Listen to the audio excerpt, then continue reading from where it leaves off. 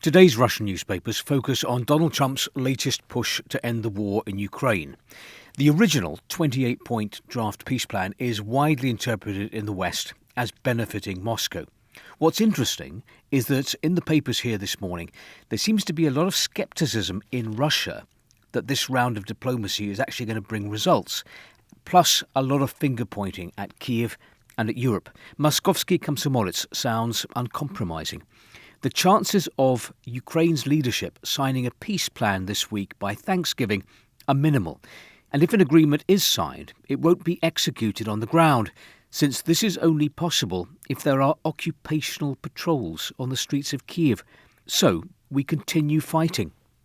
Same paper, different article. With the highest degree of probability, the European-Ukrainian gang will correct Trump's plan in such a way that it becomes completely unacceptable for Russia. So, attempts to force Kiev into peace will continue. In Komsomolskaya Pravda, this foreign affairs expert isn't holding his breath. Let's be honest, we've been here 3 or 4 times before. We start by saying, it's incredible, the Americans have agreed to everything we want and presented Ukraine with a fait accompli. We've seen how that's ended up in the past. Right now, there is no reason to believe it will be any different this time. I don't believe the special military operation, Russia's war in Ukraine, will end this year. Izvestia and the Russian government paper Rossiyskaya Gazeta have the same headline, a play on words. There's a Russian expression, pan ili propal, which means all or nothing, or win or lose.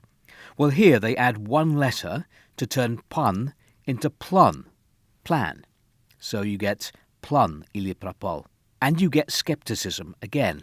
Izvestia, regarding the version of the peace plan that will eventually be presented to the Kremlin after US consultations with the Ukrainians and the Europeans, it's unclear how different it will be from the 28-point draft Russia has now.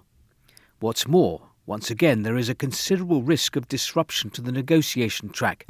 Brussels and Kiev do not conceal their indignation at a number of provisions in the plan and are trying to come up with their own, more pro-Ukrainian plan. In the end, Moscow may receive an updated draft that will be very different from the one the Americans have already sent. It cannot be excluded that in Geneva, a draft will appear containing conditions that are unacceptable to Russia. Rossiyskaya Gazeta takes aim at London, Paris and Berlin. The negative reactions to Trump's plan coming from Britain, France and Germany leave no doubt that these are the countries heading the undeclared war against Russia. This is why they aren't just requesting, they're demanding that they must take part in the discussions on a peace deal with Moscow. Kommersant, Kiev's European allies are trying to add corrections to Trump's Ukraine plan that would make it unacceptable to Moscow.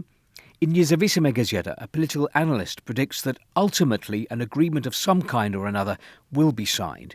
But the vague clause in the American peace plan about a comprehensive non-aggression pact between Russia, Europe and Ukraine requires such work that right now it seems a fantasy.